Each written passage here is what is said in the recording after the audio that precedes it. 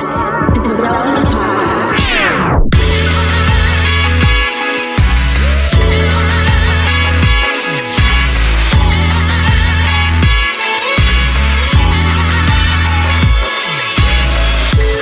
It's episode 1022, and it's the Relevant Podcast. Here in Orlando, I'm your host, Cameron Strang, and joining me from Loverland, Virginia, is Jesse Carey. Hello, hello. From Nashville, Tennessee, artist, producer, mogul, Derek Miner. What up? And from Austin, Texas, artist, author, I'll take it. podcaster, mogul, Jamie Ivey. Hey, guys. Hey. I am glad to be back with you guys. It's been it's holiday season, you know, people are traveling in and out and all this kind of stuff. It's so good to be back with the whole family. Last episode was a lot of fun, but I'm still a little jet lagged from getting back from Israel. I just got back a couple of days ago, so forgive me if I'm a little slow on today's show. Well, for a lot of people, it's going to the Holy Land. You know, we got to have some kind of recap. It seems like a pretty big deal to go spend a week in Israel, especially this time of year. Yeah. I was a guest of the Israeli Ministry of Tourism, actually, and so I've been several times to the Holy Land, but it was always for stories and a conflict or whatever. And this was just literally like, let's go on a religious pilgrimage. Let's go see all the holy sites and stuff. And I'll be honest with you, like I've been to like the Jerusalem holy sites, the old city, a few times, and it's very overwhelming, like just the crush of tourists and just pilgrims, and it's just not what you think. But my favorite part of Israel, we spent a lot of time in, which is the northern part up by Galilee, Capernaum and all that. I mean, really where Jesus lived and ministered and spent all of his time. The disciples were up there, and we spent like 3 or 4 days up there and saw a lot of stuff I hadn't seen before. We went up to the Golan Heights to a site called Banias, which back in the time of Jesus was a temple to the god Pan. And this huge Greek temple was built out of this cliff, right? And it's out of this cliff, literally, water is coming out of the rock, and that water flows and becomes the Jordan River. So this is like the very headwaters of what becomes the Jordan. And there's no spring or anything. It's literally just water that absorbs into the rock, just comes out and makes a river. It's just a bizarre thing. And so the Greeks made this temple to Pan, and the relics of it are still there. And they had like a rendering of what it looked like in the time of Jesus. But what's significant biblically about this site, it was at this was Caesarea Philippi. And this was literally at this site where Jesus, at this Greek pagan temple, said to Peter, "Upon this rock, I will build my church." And you're standing in the presence of this enormous rock. And it's just like all of a sudden, like the gospel becomes real. And you understand why he used terminology like that the rock that I'm building my kingdom on is flesh and blood and will outlive any pagan monument, that man could erect, you know what I'm saying? So it's like, it was really powerful. And then we spent time, obviously you're on the hill where they did the Sermon on the Mount, and you can see what he's talking about. And you see the city on the hill over there. It's Tiberias. And, you can like see everything, and you realize how small it is and how walkable it is. But last time I was up there was this archaeological dig that was off the side of the road, and somebody pointed out like, hey, they just found some stuff. And, like there's this big dig going on. I visited the dig. This has been like 7 or 8 years now. And they built this huge thing. And what they had found is Magdala, the town that Mary Magdalene was from. Oh, wow. And it was like a big shipping village that they unearthed. And you can literally see the synagogues. There was 2 of them. It was a very affluent town. You can tell by a lot of the mosaic work in the synagogue, which did not exist outside of Rome, basically. And so like you can see the affluence, and it was a major shipping port and all this stuff. And this is where Mary Magdalene was and where Jesus walked. And you can literally like walk in the steps and see where this was, where he did this and where he did that miracle. And it's just like so powerful. It's so powerful. It's just like one of those things that like, and Galilee is so different than Jerusalem. Derek, I know you've been there, and it's like, and Jerusalem is like overwhelming and commercialized, and it's a big city, and it's just like you don't feel the presence the way you do up in Galilee, where it's like largely untouched. I mean, it's a lot like it was back then. And to go out on what they call the Sea of Galilee, and it's actually just a big lake. It's 8 miles wide. It's freshwater. I don't know why they call it the sea. It's not, but just to go there. And then we went down the Jordan River and saw the site where literally John the Baptist baptized Jesus. I was never able to visit it before because it was in a disputed area on the border with Jordan.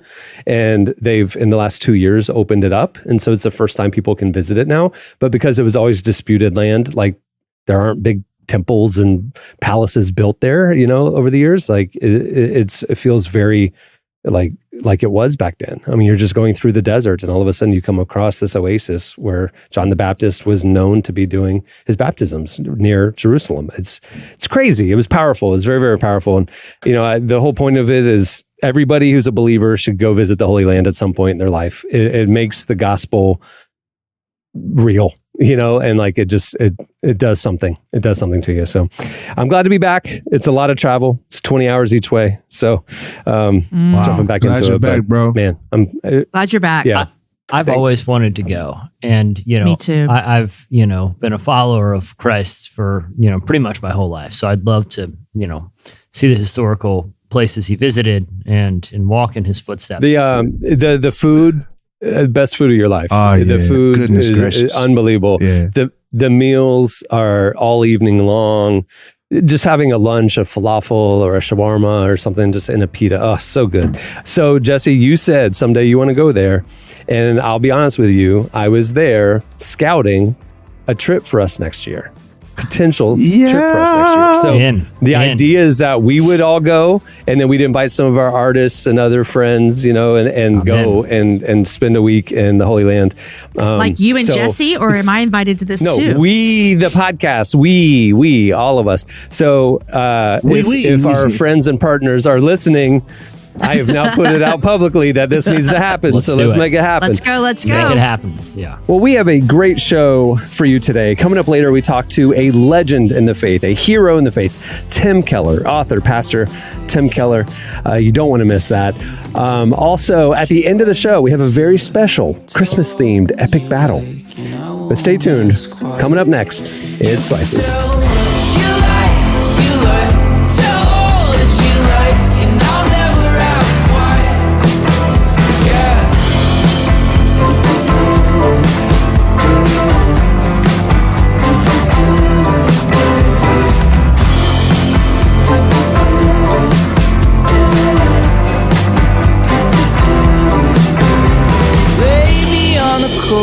Nothing to hold. Let's move to the kitchen. You're listening to Maija. The song is How You Like. Well, today's show is brought to you by UHSM Healthcare. We all need it, but do you have access to care you can rely on? Are you looking for a new healthcare plan that actually cares about you? Well, let me introduce you to Unite Health Share Ministries, better known as UHSM. Because they do healthcare sharing differently. Their affordable healthcare sharing programs give you access to over 1.2 million physicians with convenient locations nationwide. UHSM prioritizes the importance of the mind-body-spirit connection for overall health and wellness. Join their community of like-minded members who share a similar vision for health and well-being. Call 888-774-UHSM today to learn more about UHSM and healthcare that you can have faith in. Now, disclaimer, UHSM isn't a medical insurance company, nor is the membership offered through an insurance company. But call 888-774-UHSM today to learn more about how UHSM can help your healthcare needs. Use code FAITH99 to save $99 today when you visit UHSM.com to get your information. Again, that's UHSM.com and code FAITH99 to save $99 today. Okay, it's time for Slices. What do you have, Jesse? All right. I have one that's a little controversial, and some listeners might be upsetting some listeners, but I don't care because the people behind this, you might not agree with them, but they're objectively hilarious in their level of cultural trolling. They're trying to make a larger point. But a lot of parents at a elementary school called Golden Hills Elementary School, it's outside of San Francisco, were outraged this week because the school is now offering a new after-school club. I can't even say the name of the after-school club without laughing. The After-School Satan Club. No. Man, I've seen that. That's crazy. Oh, gosh. This is a club put on by the Satanic Temple, the same people who I believe it was in Kansas when there was a display of the 10 Commandments on the municipal property. You know, it was a large marble display that some donor had said the city should put up. Well, they petitioned and said, well, if they get a monument, so should we. And they were like, don't worry, it will be tasteful. And they unveiled the image of it. And it is literally a giant goat-headed demon sitting on a throne with children bowing to it. Objectively, the most heavy metal and the most hilarious monument anywhere in America. Like, it is horrifying and it is massive. Like, can you imagine going to like, you know, I got to run down to City Hall. I'm building a deck and I need to get a permit. You got to walk by a 15-foot tall goat-headed demon. Listen, it's objectively funny. It can offend your religious sensibilities, but it is hilarious, as is after offering an after-school Satan club. Now, this is the work of the Satanic Temple. Now, they say outright that they don't believe in a supernatural Satan. They are not a religious organization. This is basically an exercise in exploring the limits of the government's ability to favor one religion over the other. And the reason that they're offering this club at this school is because the school now offers the Good News Club, which is an after-school Bible club for students at the school. Now, the Satanic Temple, basically, their whole mission is to challenge sort of, I guess, for lack of a better term, like the preferential treatment that Christians often get when it comes to public displays of faith. Now, whether this is after-school Bible clubs, whether this is, Christian monuments in public places, the Satanic Temple, their method of sort of challenging this, sort of, like I said, sort of preferential treatment is going in and forcing those same places to give them the same treatment. Now, the club actually does exist, but they just said they're going to, do exercises and reason and free thought, nothing overtly religious at all. But it's caused a huge uproar in the town. But the school administrators have come out and basically said there's nothing we can do with it. Like, we understand that this is upsetting to people, but this is what the school said in a letter to parents. By law, the district cannot discriminate against groups wishing to use the facilities or distribute flyers to students based on a viewpoint. It is very important to note, however, the district does not endorse any of the groups or the content affiliated with the groups that are host after-school events on district property. Again, I know this is probably quote unquote offend. I don't know how many people are actually, offended more than they are just kind of, I'm more just amused by it. I think it's a funny way to sort of troll people into being forced to think about some complicated social and religious and legal issues. But they're at it again. And I'm kind of interested to hear what your guys' take on this is. My viewpoint is similar to yours. I obviously, I'm troubled by it, but then at the same time, do unto others as you've had them do unto you. And if we want to have religious clubs in the school, we have to say that we have to open up to all religions to do the same thing. You can't pick and choose. It's all or nothing. You're setting a precedence. And it's like, that's just being part of a diverse, free society, right? I mean, so there's nothing we can do about it. I mean, if we want to have Christian clubs, it's like no clubs or any clubs. Yeah. You know what I mean? It's like there's no in between. So, and religious freedom is only free if it's free for everybody. Yeah, that's right. Yeah. And hey, if you want to raise your kid to be a child of Satan, bro, it's your kid, man. That's I don't know if that's gonna.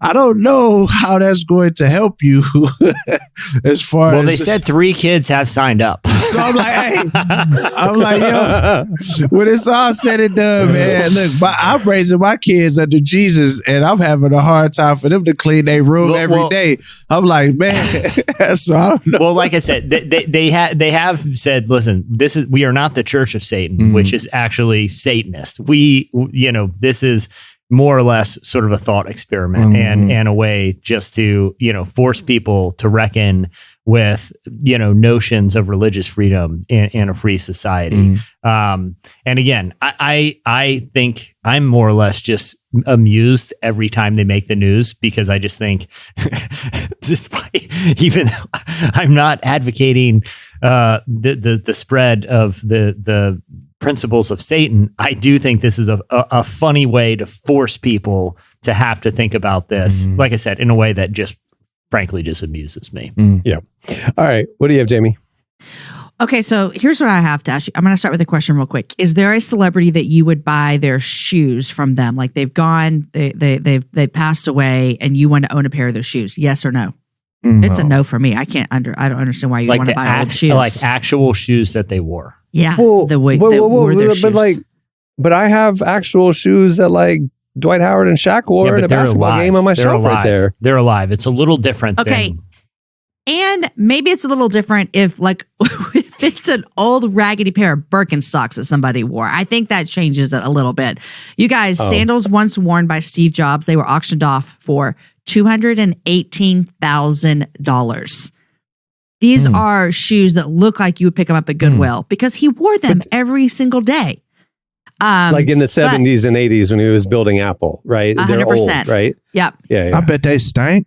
So they're artifacts. So it's like used to be the They go back to Smithsonian. the mid 1970s. It's the highest price ever paid for a pair of sandals. But this isn't like the, little welding stuff he used to make the first circuit board. This was the shoes he was wearing. It's like, I don't know. It just seems like a random thing. He was like a hippie. But Cameron, your shoes, like they probably look cool on a shelf. Like you could put them on like a shoe wall or whatever. These literally look like your grandpa's Birkenstocks that he wore in the 50s. And I thought it was amazing that people paid over $200,000 for a pair of sandals that Steve Jobs wore.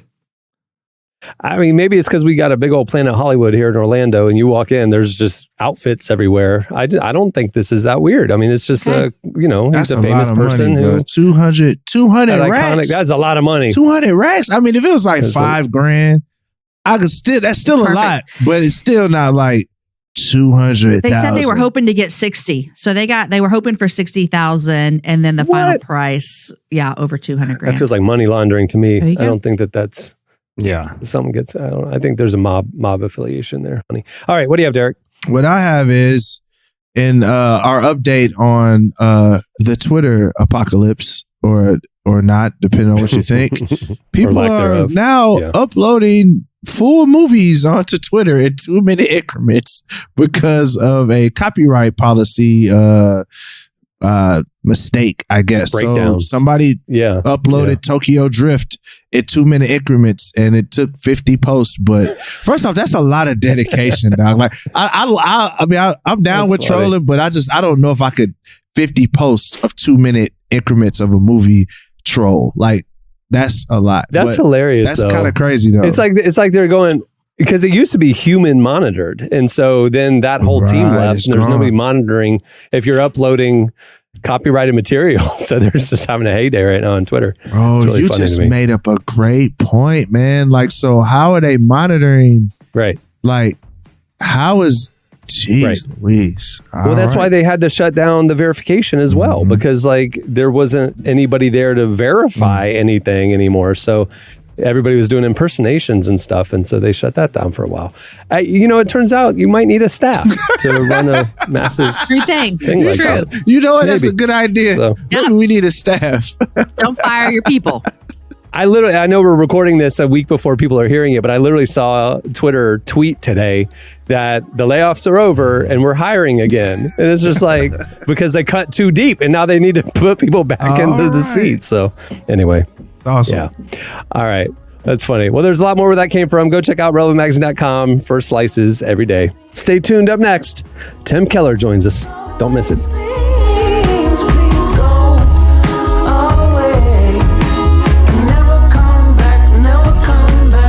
For a stroll in the park, keep my mind in the dark. Nothing matters, no how. Keep on dreaming now. You're listening to The Arcs. The song is Keep On Dreaming. Well, today's episode is also brought to you by He Gets Us, a national campaign sharing a fresh perspective on the story of Jesus. Why? Because the story of Jesus has been obscured. His name has been used to both heal and harm, to unite and divide. But how Jesus actually lived isn't at all convoluted. He loved radically, he suffered deeply, and he always put others first. He Gets Us is telling that story to anyone who will listen. As Christians, you know the story and you know how powerful it is. You also know it can be hard to tell it in a way that gets people's attention. Well, He Gets Us has developed a platform to do just that, to share the story of Jesus on national television and on individual phone screens, and it's working. The campaign has over 500 million views on YouTube alone, not to mention those on Facebook, Instagram, and broadcast networks. And it's just the beginning. They have big plans for 2023. To find out more about the campaign, how you can get involved and download resources and other things, check out HeGetsUsPartners.com. And if you haven't seen the campaign for yourself, visit HeGetsUs.com. Well, our guest today is Tim Keller. He's a pastor, author, and hero of the faith. He sat down with our very own downtown Emily Brown to talk about what forgiveness truly looks like, how we can pursue forgiveness and justice simultaneously, and how we can be a more loving body of Christ. Here's our conversation with Tim Keller.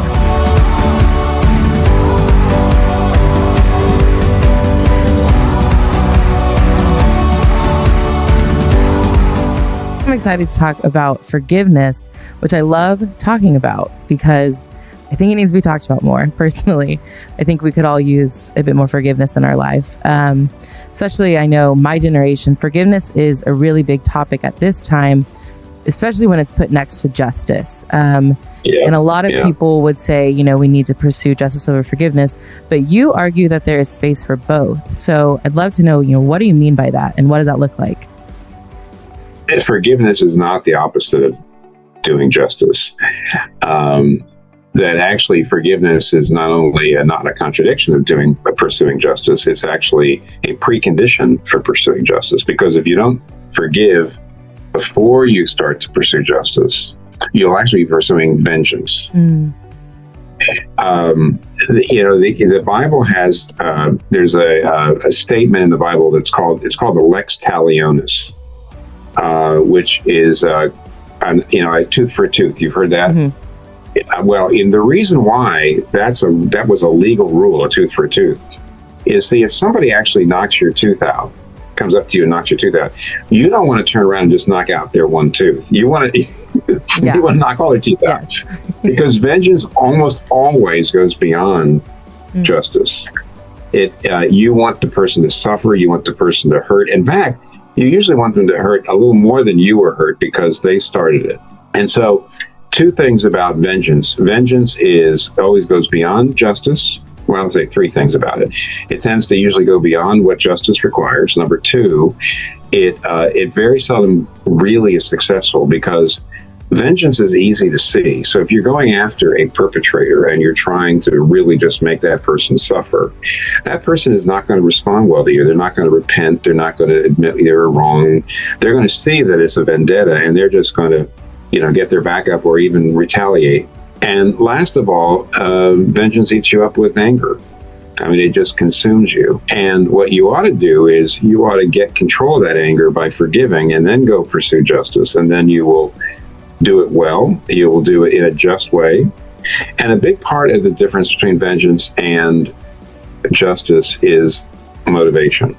That's the last thing I'll tell you here on this one. See, why do I want justice? Why do I want that person to admit they are wrong and maybe have some consequences? And I could be doing this for God's sake, because God is a just God. I could be doing it for even the perpetrator's sake, because it would be great to see that person change so that they don't do this again. I could be doing it for the sake of other victims so nobody else gets hurt. So I could be doing it for justice's sake, God's sake, the victim's sake, the perpetrator's sake. But in vengeance, you're doing it for your sake. It's really all about you. It's very self-absorbed. You hide behind the idea of justice, but what you're really after is, I want this person to suffer at least as much as they made me suffer. And therefore, forgiveness is changing your motives, getting control of that, and therefore making it possible for you to actually pursue justice. It's not the opposite. It's not like, if I forgive, I can't pursue justice. Who says that? Why? That's not in the Bible. Mm-hmm. Doesn't say you can't pursue justice. So that's really important, because you are absolutely right, Emily, that the average younger adult sees forgiveness as meaning I don't bring it up. I can't I can't say anything about it anymore.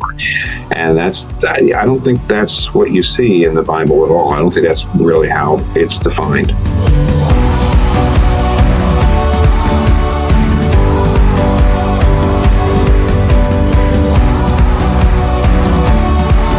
I kind of just want to ask point blank, is there ever a time where we don't have to extend forgiveness? I think Jesus said no. If you use the word extend, meaning, even when Jesus was saying 70 times 7, those places where when Peter says, do we have to forgive 7 times, and Jesus says 70 times 7, most commentators think that Jesus is saying, no, you always have to do it. Most people do not think Jesus is really saying you got 490. You have to do it 490 times, and the 491st time you don't have to forgive. Almost nobody thinks he's saying that. It's a metaphor to say, no, you must always extend it. But don't forget what we just said, and that is you forgiving internally, where you let go of the anger and you let go of the desire for vengeance, is one thing. But actually reconciling with somebody where you have a relationship, that is up to them. And therefore, extending forgiveness means you keep the door open if they're willing to change, but you do not let them abuse you.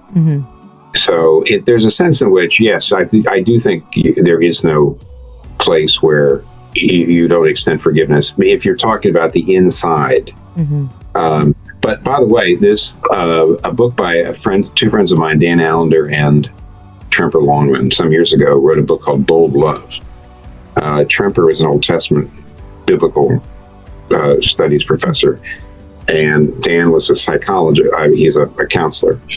They talked about 3 kinds of people: an evil person, a fool, and a regular sinner. An evil person was somebody who is very cruel and absolutely knows what they're doing. They're being cruel, and they're completely deliberate, completely conscious of it. They're trying to wreak havoc. They're angry, they're bitter, and they're trying to destroy people and destroy things, and they know exactly what they're doing. A fool is somebody who's very destructive, but kind of oblivious. They're proud, or they're self-centered, and they're kind of like, they don't seem to realize. They feel like I'm okay and everybody else is wrong, but they're just wreaking havoc everywhere. But they don't seem to realize how bad they are, and they call them a fool. And a regular sinner is everybody else, because we all sin. And they did say that you have to put up more barriers around the fool and the evil person.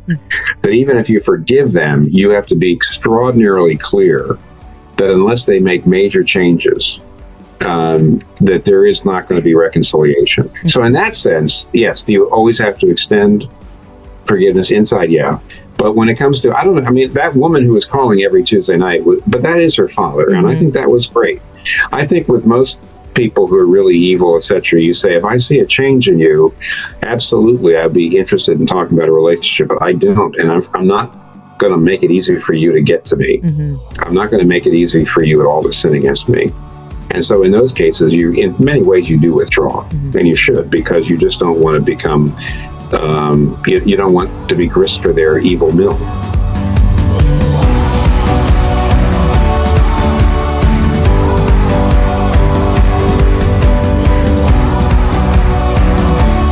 There are many times where we need to ask someone for forgiveness. And so how can we take that step to ask for forgiveness for someone that we have hurt or wronged? Yeah, okay. I think to start with, here's 2 things. One is, when you've hurt somebody else, there's always been a mixture. In other words, if you've done something wrong, usually the other person has contributed to it as well. And what you want to do is, it might be maybe 60% of the problem was them, but only 40% was you, at least in your mind. Now, the trouble is the other person probably thinks it's 60-40 the other direction. Exactly. But what you do is you go and you admit your part. You do not say, yeah, but you did this too. You just, if it's only 20% your fault, you admit the 20% and you're quiet. So I feel like I did this wrong. And then you actually ask, do you agree, or have I missed something? Let them fill in what else, in other words, if you say, basically, you don't have to use the word repent, but basically you're saying, I repent for this. I think I really wronged you. Do you see it that way too? Would you add anything there? And sometimes the person will say, well, I think you also did this and this and this. And you try to confess and admit and repent for everything that you honestly can. The second thing you do is say, but here's a concrete way in which I'm going to try to change. I'm not just asking your forgiveness, but you do say that I repent, I ask you forgiveness, but then you say, and here's a change I'm going to make so that I don't do this again. And that's it, I think. In other words, you go talk without excusing yourself, without blaming people for other, just the part that's your responsibility, you admit, you're open to them adding to it, and then you admit that. Then you ask for forgiveness, and you say, here's the things I'm going to try to do to change that so this doesn't happen again. That's what I would call, that's how you ask for forgiveness.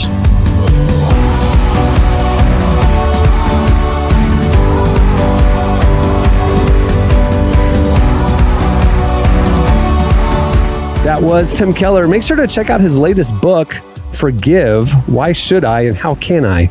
It's out now. All right, stay tuned. Up next, it's Epic Battle. Look at me, always thinking the worst. Twisting and turning until we all get wound up. Pleasure obsessing until it hurts. Look at me, always thinking the sun won't come up. Red lights all the way, all tones on yourself. I'm so tired, I could sleep right here. Pushing through, but we're in low gear. You're listening to Young Saab and Bear Cubs. The song is The Sun Won't Come Up. Okay, it's time for Epic Battle. Please welcome to the show our very own downtown Emily Brown. She's joining us to play this game because we got to do teams. So, hey, Emily. Hey, y'all. Emily, you're going to be paired up with Derek today. Be thinking of your team name. And then Jamie and Jesse, you guys are the other team. I'm coming back to Derek and Emily. What's your team name? Seasoned Salt. Seasoned Salt. Seasoned Salt. All right. Jamie and Jesse, what's your team name? Jesse James. Jesse Jamie. Jesse James. Jesse James. Jesse James it is. James. Okay. So the premise of Epic Battle is the internet likes to argue. Twitter likes to argue about this superhero is better than that superhero, or this soccer team is better than that soccer team. Who cares? So we just thought we would take a few Christmas related scenarios. This is a holiday themed Epic Battle. We would take some Christmas scenarios and pit them against each other. You guys would battle it out, and we would once and for all decide the winner. So we will give you your person, we will give you the scenario, and then you guys will figure it out, or you'll make your cases, and then Jason, you're gonna pick the winner. Okay. All right. Okay, here we go. So Seasoned Salt, you have Kevin McAllister from Home Alone. Oh, we won. Jesse James, you guys have Letitia Wright as the Black Panther. And we want to know, between Kevin McAllister in Home Alone and Letitia Wright as the Black Panther, who would win in a game of hide and seek? Who would win in a game of hide and seek? All right. Making the case for Kevin McAllister, Home Alone, Seasoned Salt, you're up first. Tell us your opening statement. All right. I mean, we've seen Home Alone, Right. Like Kevin McAllister, he is literally hidden from two kind of doofuses, but still, like, he is good at hiding from anybody. And he can set booby traps to really make it seem like he's in a place, but he's not. Like, he is creative. Right. He is innovative. So if anyone's going to be able to hide from anyone, it's Kevin McAllister. He hid from his whole family, really. All right. Okay. Jesse James, what's your rebuttal? Why is Letitia Wright as a Black Panther? Why would she win in a game of hide and seek? One, if Kevin McAllister was good at hiding, Home Alone would be a very boring movie. He would have just hid the whole time. But instead, he decided to defend the house. We wouldn't even have a movie if Kevin knew how to hide. If he knew how to hide, he would have just hidden and evaded the robbers. Meanwhile, Letitia Wright, sure, I haven't even seen Wakanda Forever yet, but I know enough about the Black Panther franchise to know the entire premise of the movie, that Letitia Wright and her family hid an entire nation from the entire world for all of its existence. She wasn't just hiding herself. She was hiding the entire nation of Wakanda. Wow. Are you telling me she can't out-hide a kid who couldn't even hide from two of probably the dumbest villains in all of movies? He could not evade. Okay, she had hit an entire country. All right, what's your rebuttal, Derek, what's your rebuttal? Listen, I'm gonna say this. They got all this tech in Wakanda. Listen, I watched Wakanda Forever, and I felt like I was in Wakanda. But I'm gonna tell you this. I'm gonna tell you this right now. Ain't nobody finding Kevin McAllister unless he wanted to be found. That's was the whole thing of the whole movie. Right. When you look at it, he was slept in the basement. He slept. Smoke. He had to sleep in the attic. He wanted to smoke. He was like, look. He was like, listen. If a man can, if a little kid can take out two grown adults with some doggone Christmas ornaments, some tar, and a nail, right? When he could have just hid, he was letting y'all know the whole time in the movie that he was just playing with them the whole time, bro. He was hiding. He really just wanted to smoke. Like bruh said, he bought that action. Have you seen what Macaulay Culkin looked like in real life? We ain't seen Macaulay Culkin for 20 years. We ain't know where Macaulay Culkin was hiding for the past 20 years since the movie came out. He was one of the most successful little child actors in the world. So I'm saying he was hiding like, bro, come on. What is we talking about, bro? Kevin McAllister all day. And I hate this. And I hate to choose somebody over Wakanda. But look, let y'all know. Kevin McAllister. All right, what's your final statement, Jamie? Well, my final statement is if we're going to talk about Kevin McAllister, Kevin in Home Alone playing hide and seek, I don't think he knows the rules very well either. Like he just wasn't good at it because he did everything for the worst villains in the world to come back. He wanted to smoke. He put the people in the window. Yep. You know, he was like he just wasn't. I still think that Jesse, like, if Jason picks Kevin McAllister over a woman hiding an entire nation and a kid who like was playing games and watching old movies and all kind, like, I don't even know where Jason is. I'm this the problem. How you hide a whole nation? It wasn't the fact that Wakanda didn't exist and people didn't know about Wakanda. It's white folks didn't know about Wakanda in the movie. Everybody, but Black Panther was out here whooping black folks all across Africa in a suit with some clothes. Like it wasn't a fact. That's what I'm saying. She's still hiding it from somebody. Yeah, she's still pretty good at hiding. It's pretty easy to hide black stuff from white folks. Y'all don't be knowing what we own. Y'all, by the time white folks catch on to a black dance, we done moved on to 12 other dances. You talking about a nation in Africa. You're just making our point for us, Derek. She would have won against Kevin McAllister. She would hide it from the white Kevin. It's just white folks is late. Look, y'all couldn't even find Kevin McAllister. All right, listen. I'm a big Home Alone fan. I love Home Alone, but I'm just gonna be honest with you. Jesse James really took this one. All right, Letitia Wright as a Black Panther. Because the hiding the nation thing, like that didn't even cross my mind. So that was pretty good, Jesse. I ain't gonna lie, bro. It was a good one. I mean, to be fair, it was the entire premise of the first film. So it's not like it was a big stretch for me. Hey, look, my heart dropped when you said it, bro. I ain't gonna lie. I was like, dang, he got us off the... I mean, he kind of teed it up for me. I mean, it was like you can't describe the plot of the movie without saying, well, the entire nation's been hidden for like 5 centuries. That was great, bro. I can't lie. That was great. Next battle. All right, Seasoned Salt. You have the Grinch, and Jesse James, you have Dwayne Johnson. Who would win in a snowball fight? All right, so we'll flip it this time. Jesse James, you're up first. Tell us why Dwayne "The Rock" Johnson would win in a snowball fight. Jamie, do you mind if I kick this one off?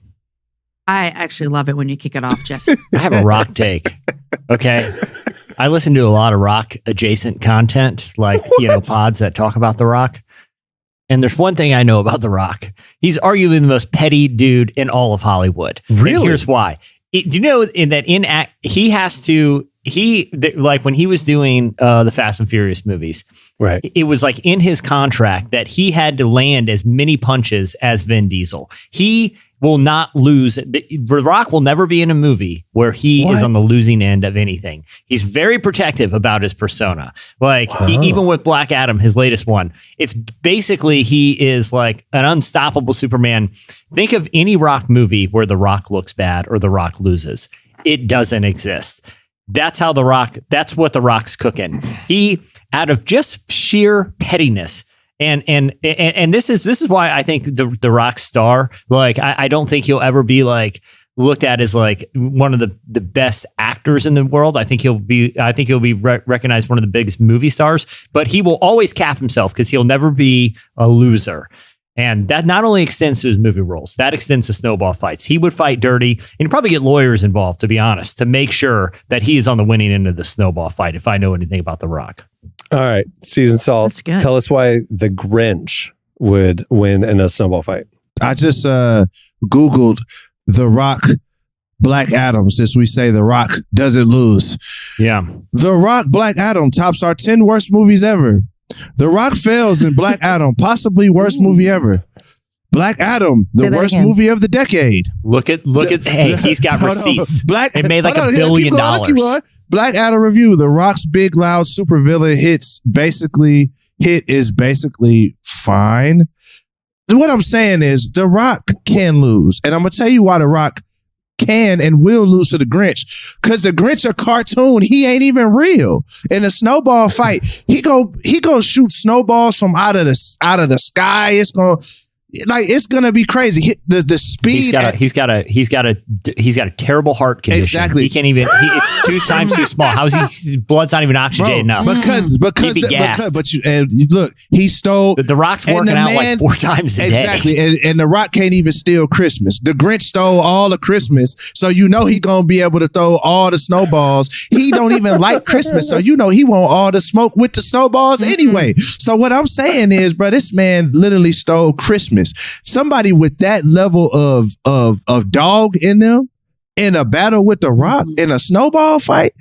What you talking about, bro? I don't even know what we saying. Like the Grinch beat Santa Claus, bro. Santa Claus is so powerful. He could stop space and time for one day, and the Grinch beat Santa Claus. So you telling me he can't beat a wrestler? And Black Adam's entire domestic box office run was eclipsed by Wakanda Forever in 2 days. So just FYI, Black Adam, while successful, quote unquote, in 2 days. So we talk about losing. It only made $250 million the first weekend. Jamie, land this plane. Okay. But here's the thing, though. We're not talking about Black Adam. We're talking about a snowball fight. Yeah, okay. True. I want to bring us back to what we're talking about real quick. Now, we do know that The Rock, some interesting facts about him that I know is that he works out nonstop. Boom. He only sleeps like 3 hours a day. Boom. He takes 3 showers a day. He exfoliates every time he takes a shower. And this is why this is important, because The Rock is not going to have a snowball fight in a snowsuit. He's going to be shirtless. He wants to show off his tattoos. He wants to show off his muscles. So his skin is so exfoliated. Those snowballs hit him and they literally just fall. It ain't even a fight because the snow just kind of goes away. It hits that smooth skin and it's done. The Rock is going to be so strong. He's going to have 35 snowballs to every 1 snowball the Grinch has. Because the Grinch's like 105 wet. And he can't even hold all the snowballs. So The Rock is going to take it down. Emily, final point. I want to go back to Jesse's point that The Rock contractually has this thing where he has to win all the time, which we have proven to be false. But as you were talking about that, all I could think about was, I'll just say it kind of screams insecurity. So I just don't think that I think he's projecting that he's very strong. But if he was really that strong, would he need it in a contract? The Grinch, as we pointed out, barely has a heart. So let's be honest, people that are mean, they're going to go after the insecurities. So you're saying the Grinch is going to fight dirty. You're saying the Grinch is fighting dirty. I think the Grinch might kill The Rock. Wow, this escalated. This is dramatically escalated to murder. They went from a snowball fight to straight up The Rock being murdered. Straight murder. To kill The Rock. Right? Straight murder. He's going to put rocks in the snowballs. Rocks in the snowballs. He's shifty. He's evil. This escalated dramatically. This is amazing. Yeah, it did. Jason, who's the winner? I don't even want to know why Jamie knows so much about the Rock's showering and exfoliating situation. I think it's helpful knowledge. I think it's very helpful knowledge. She had that in her pocket for a while, waiting for this moment. Guys, I've been waiting to address this. I was going to just bring it up at random later in the episode, but I do want to talk about The Rock's skincare routine. I've been feeling down, baby. Yeah. This was my slice, but I want to tell you about how many times he showers every single day. Okay, I think that Seasoned Salt made a really good point, so we're going to give them this one. Mess with All us. right. We there did you go. make All right, we All tied right. up, baby. We The tied up, Grinch is baby. dirty. All right. Last round. Here we go. Season Salt. You have Tom Hanks in a fat suit in a weird European accent. And then Jesse James, you have Will Ferrell in character as Elf. Who would win in a floor is lava contest? Since you won the last one, Season Salt, you're up first. Tell us why Tom Hanks in a fat suit and a weird European accent would win a floor is lava contest against Will Ferrell in character as Elf. Dang it. I was really hoping you would take this. Sure. So Tom Hanks, talk about a man who really can't lose. You know, everyone loves him. He's so great at everything he does. One of the best people on the planet. You know, I can't think of anyone who doesn't like him. He's just so well loved. Likability does not translate to floor is lava. Trust me, I've watched enough episodes to know. I'm setting it up. He's just great at everything he does. So I think he could walk out onto the floor is lava floor competition, and he would exceed all of our expectations. But we also wouldn't be surprised because it's Tom Hanks and everyone loves him and everyone knows he can do great things. This is the tough one. Tom Hanks, everybody loves him and knows he can do great things. Okay, great. Okay, Jesse I'm James. so sorry, Derek. Jesse James, tell us why. Hey, Emily, you my dog. I can start if you want. But Emily, you listen, my dog. I'm gonna keep it real here. I've never seen this floor is lava thing, but I'm assuming it's a little like contest. You got to work your way through a little obstacle course. Here's what I need to say. Jamie, hold on. Can I paint a picture for the show for you? Mhm. Yeah. Have you ever seen the film Elf? Well, yeah, I see it every year, like 100 times. You know the first couple scenes where he jumps on an iceberg and basically that's it. he basically floors lavas from the North Pole all the way to New York City pretty much effortlessly. That's the game show. What he does. But we're not talking about Elf. We're talking about Will Ferrell in character as Elf. That's what we're talking about. Which is what he was in Elf. But I'm saying he's not an actual elf. So we have to make sure it's Will Ferrell, the actor in character. It's Will Ferrell, yes. Uh-huh. But listen, I've seen Elf, like I can quote it like, the back of my hand. And if he's going to go through an obstacle course like that, first of all, I don't want... I'm going to be real careful with my words here, but Tom Hanks in a fat suit, I think no matter who it is, if you're in a suit that is not your regular body, it's going to be difficult for you to move in an agile state. Okay. So that's just hard work. Tom Hanks. Will Ferrell, he's got that body suit on. Do you know how fast you can move with a bodysuit? Do you know how agile you are in a bodysuit? And did you see Will Ferrell as Elf when he maneuvered his way through all those yellow cars? I mean, it was like he was on an obstacle course and he was just working his way through downtown New York. Will Ferrell as Elf would beat anybody in this contest, especially Tom Hanks in a fat suit where no one can understand what he was saying. Yeah, because I will say this, buoyancy does not play into floor is lava. Once you touch the lava, you're out of the game, unfortunately. That's just how it works. Yeah. And Will Ferrell's got those ballet shoes on. Like that's going to help him too. Very nimble. Yeah. I mean, he's light on the man's light on Derek, his feet. I need you to bring this home for us somehow, please. I'm gonna make it really easy for y'all.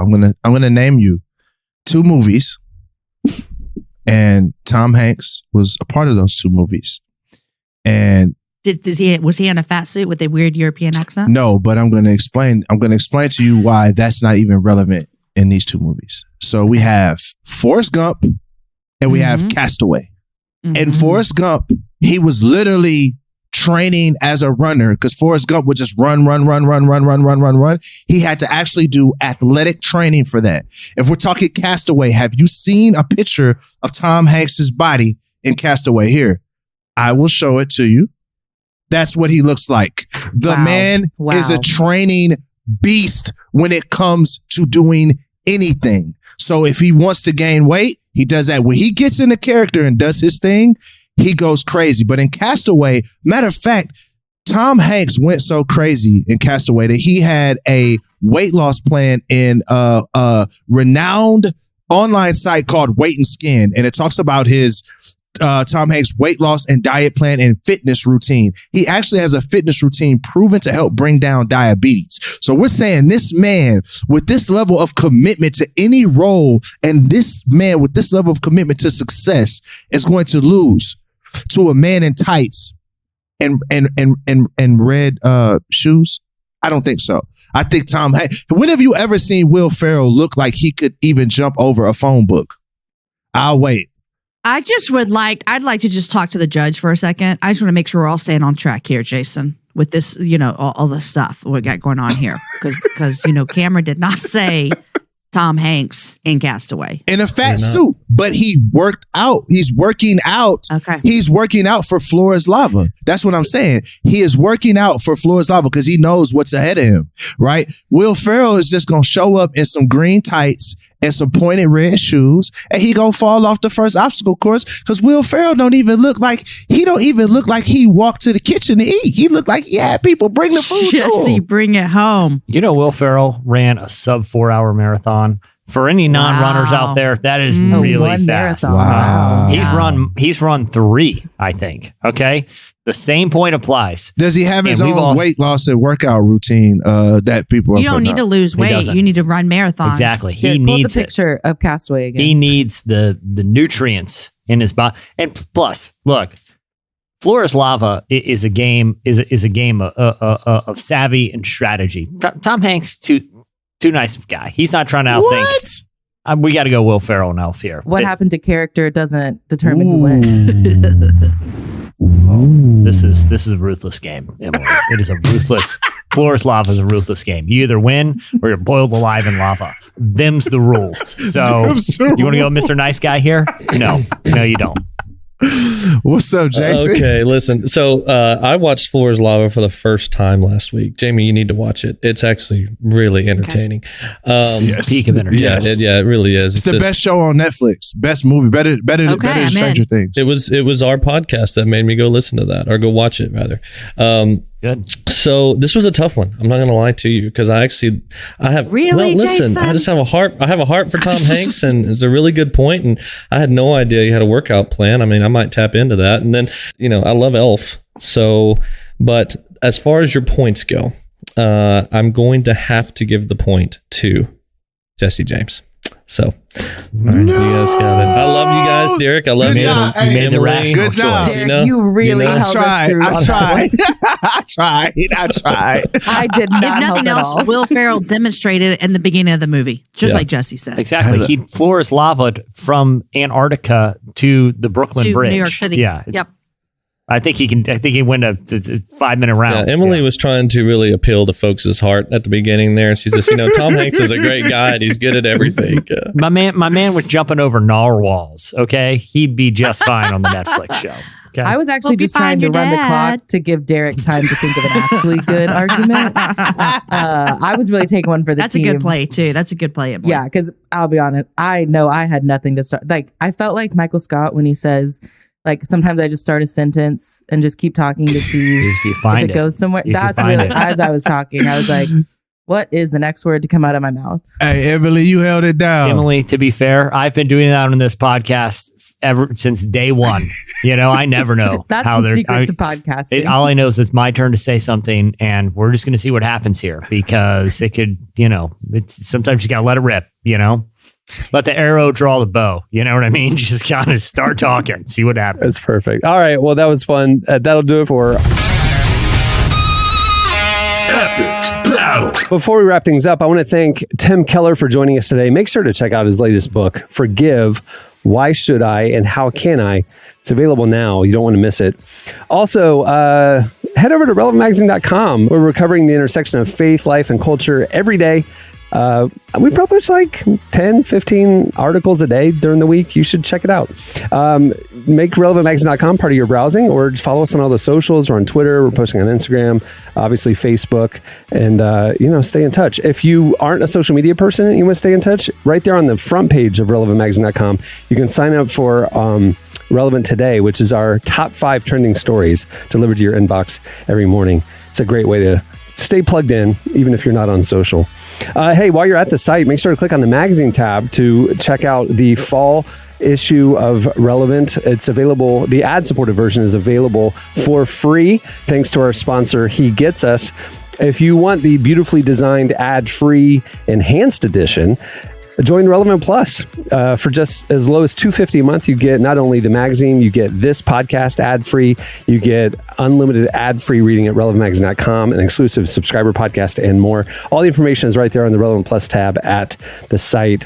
You don't want to miss it. It's the best way to experience our content. Well, on that note, we'll wrap things up. I'm Cameron Strang. I'm Jesse Carey. I'm Jamie Ivey. I'm Derek Minor. I'm Emily Brown. We'll see you next time. Have a great week, everyone.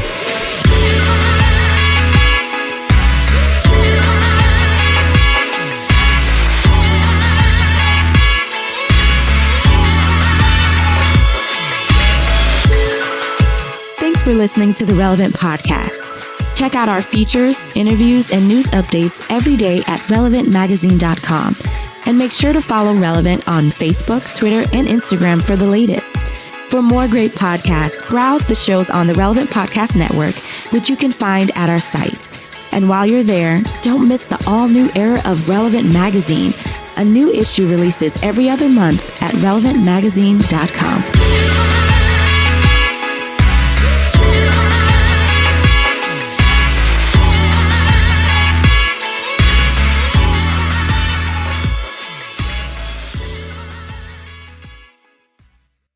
The Rock's working out like 4 times a day. Relevant Podcast Network.